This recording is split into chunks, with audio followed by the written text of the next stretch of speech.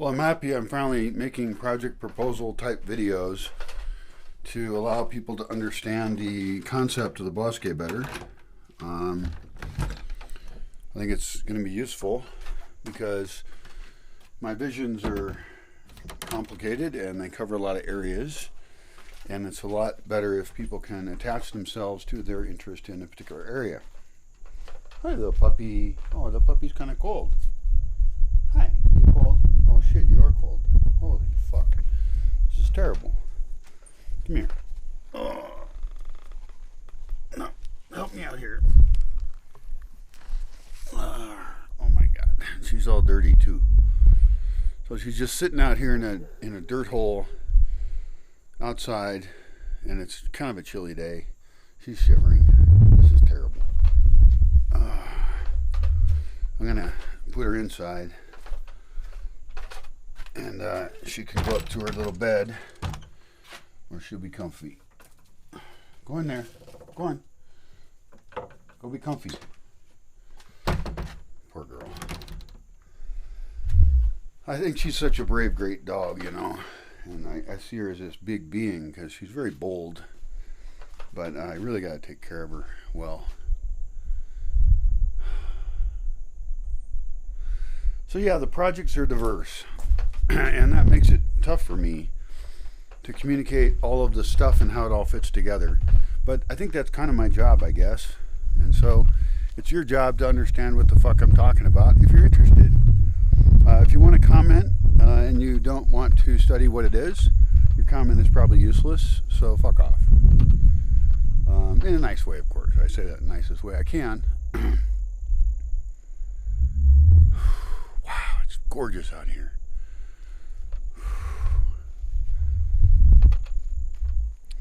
About 98% of the people in the world, I don't give a shit what they think.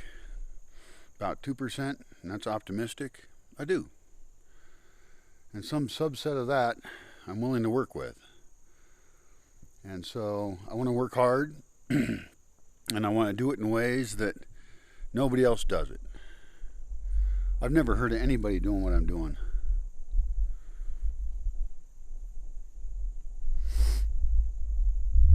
Similar stuff, you know, I got similarities with other projects and things, but we'll see. We'll just see. And I don't know what the future holds, but I know that I have done a good job of being successful at avoiding many bad roads. And I think that if we are at a moment in time,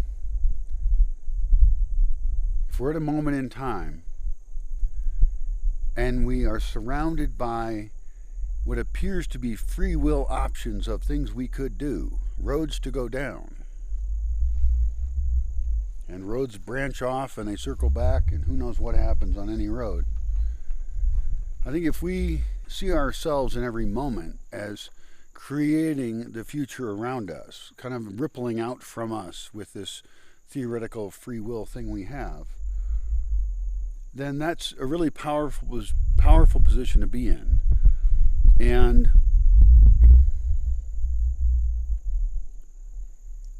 a lot of people survive off of feeding on that power. And I've met a lot of those people.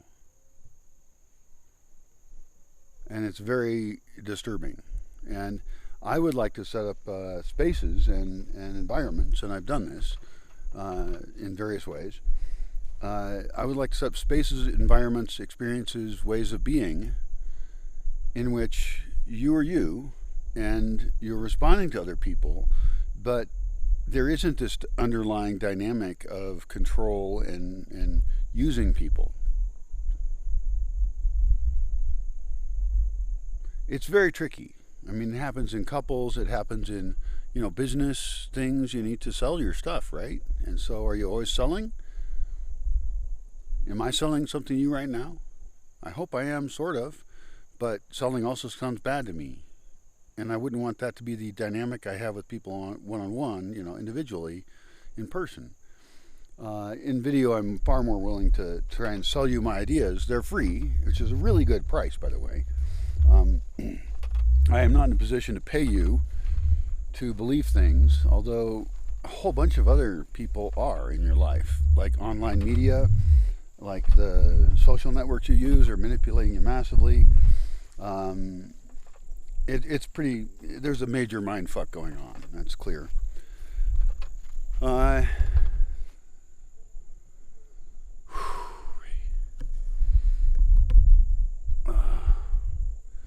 don't know what I was talking about. How am I supposed to even publish and title these videos where I just ramble on for a while and then it's like, something happened. I don't know what happened. It doesn't matter, you know. Basically, what you're getting when you watch these videos is you're getting a very good approximation of having a one-sided conversation with me while I'm walking around or something. Like right now, it's just so gorgeous out. It's so amazingly beautiful and just so pleasant. I got my sweater. It was not pleasant before I got my sweater. It was too cold.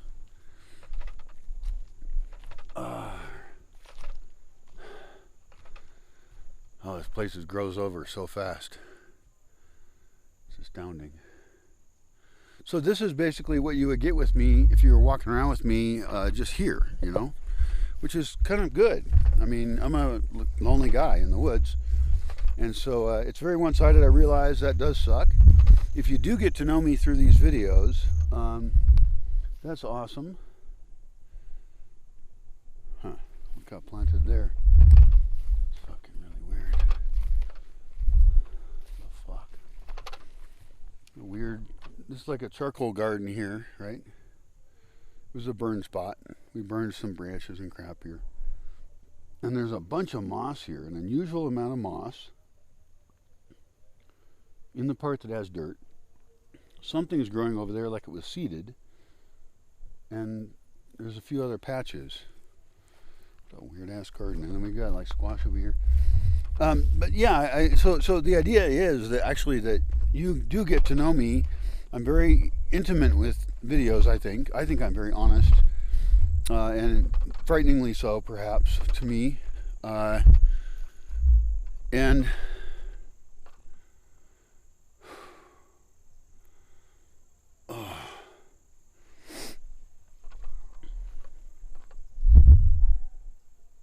where's the puppy? Holy shit. Where is she? Where is she? Where is she? Oh, I put her in the house. She was cold. She's fine. Yeah, she was too cold, so I put her in the house. So she was just making noise. So it is unbalanced that people get to know me or think they know me. They know the video Brian, and the video Brian's pretty fucking close to the real Brian. I think. Of course, if I know someone in person, we're under different circumstances. Watching a video does not mean that someone actually knows me, and it certainly means I have no obligation to them or anything.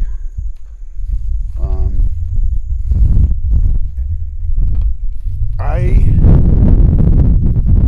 think I might invite people here who, like me, post a lot of their shit online. I think that seems fun, you know? I should like look at all the YouTube subscriptions I have, like who I subscribe to. I don't even know who I do. I know a few of them. I can remember a few of them, but and then like, oh, she's like yapping because she doesn't want to be in the house. I hate yappy dogs. And invite people who are interesting here that also publish their lives, you know, to some degree. And I suppose there's a difference between a vlogger and a podcaster. Because a podcaster doesn't really broadcast their life, right? A vlogger does. And I guess that would make me a vlogger and occasional podcaster. And I want to get better at podcasting because it's cool. You know, talking to people about interesting stuff. Oh my God, there's so much crap going on out here. Jesus. Oh, this is great. The fuck is even planted over here? There's a bunch of rows of something, and then there's more lettuces mixed in. This is great start on a type of food forest farming. It's all surrounded by weeds and some pretty wildflowers, and it's all mixing in together. This is not an important garden spot, or wasn't planned to be. Maybe it will be. Maybe this will be like a amazing exhibition planting spot or something.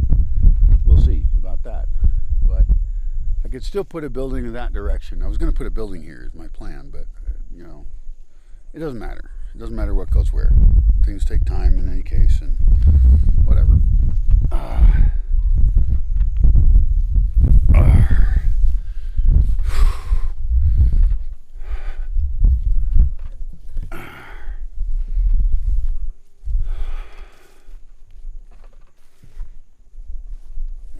I'm surrounded by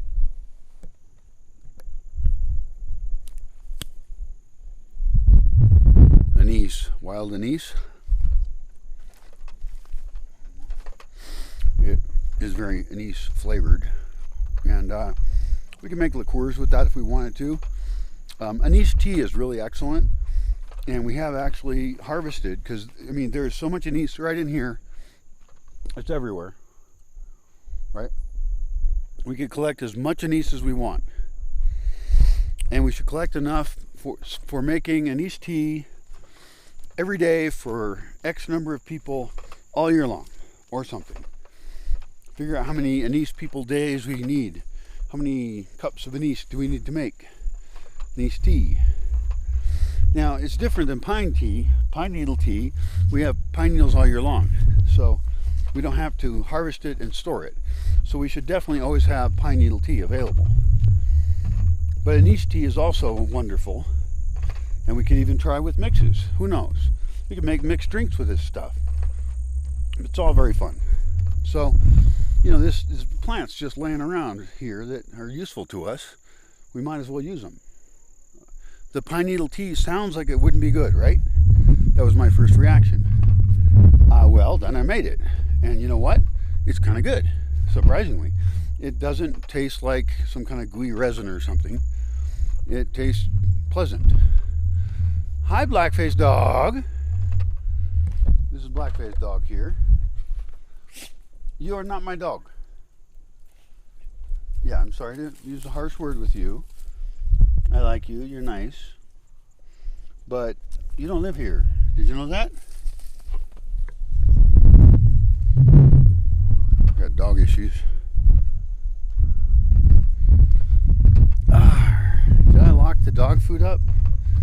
I went with this new idea of locking the dog food up in a pen so I can control who I'm feeding.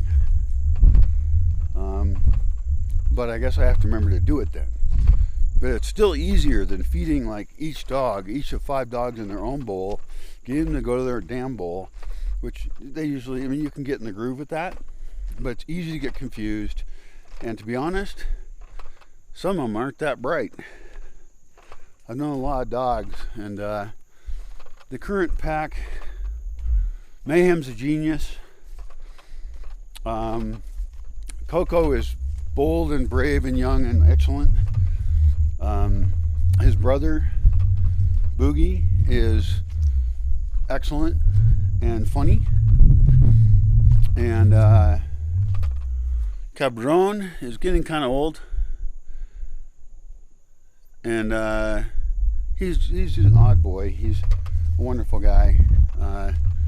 He's just excellent. Blackface Dog, who you just saw on video, is not necessarily in favor here, actually. That's because he bit someone's clothing, and the fear is that he is the kind of dog that could bite a kid or something. Now, I haven't personally experienced that, so it's hard for me to judge. But if somebody tells me that, it matters a lot. Any sign of aggression of dogs towards humans is a pretty serious problem and should not be allowed. Cool, so I can close this door now. Now I've got open feeding that I can close. And so I can do partial open feeding or something, or timed open feeding. Yeah, timed open feeding of dogs. It makes a lot of sense to me.